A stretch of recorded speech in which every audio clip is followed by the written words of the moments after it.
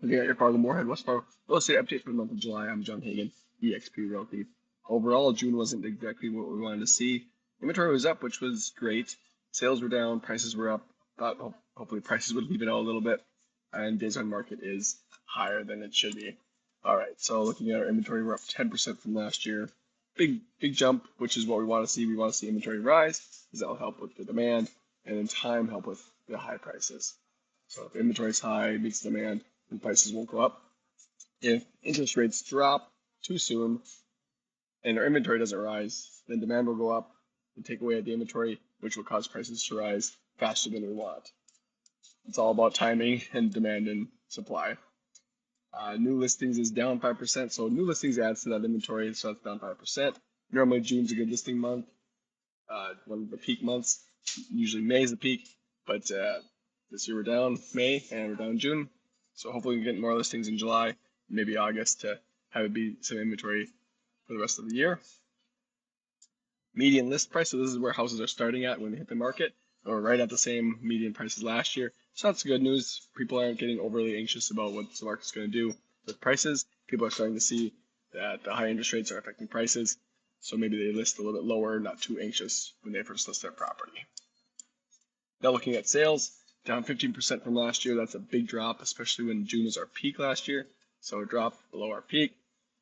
Not sure if June this year will be our peak, or maybe we'll kick it up a little bit and we'll be higher in August. We'll have to wait and see on those. But 15% is a bigger drop than we'd like to see, especially in these summer months. Average days on market, super slow compared to last year. 57% slower than last year, 38 days on average, which is from the time the property hits the market to the time it goes under contract, and contingencies are removed like inspection. So 38 days on average. That does vary from price point to price point and different areas as well. So work with your realtor when listing a house to know what to expect on how long your house should be on the market or expected. Here's a big one. Median sales price is up 11% from last year. So highest it's been ever pretty much. Higher than we'd like to see with the rising inventory, higher interest rates. We thought this would kind of even out, or at least I did. That might even out over time. We'll see if it evens out for the rest of the year. Maybe it will stay around this 10% higher than last year for the next few months. We'll have to wait and see on that. No real way to tell, just based on the market. That's what we can predict.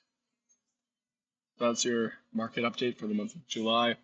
Tip for sellers, know that your property is going to sit a bit longer, but they are still selling. Properties are still selling, just not as many as before, but prices are up. So just know that if you're listing your house, just be ready to take a little bit of time. Know that it's not going to sell right away. You're probably going to get less showings, but you should still be able to get that price that you originally wanted as long as it's reasonable for the market. If you are buying a house, little tip for you, know that competition is higher amongst lower priced properties, like 250 and under. Those prices are going faster. Higher than that, they go a little bit slower. So just know your competition, know what to expect if you're going to be in a multiple offer situation, or if you're going to be kind of loan shopping and take your time. But always be willing to work with the seller to negotiate, work with the realtor on negotiations and best practices for you. Get that house at the price you want. All right, John Hagan, eXp Realty, helping you buy and sell smarter.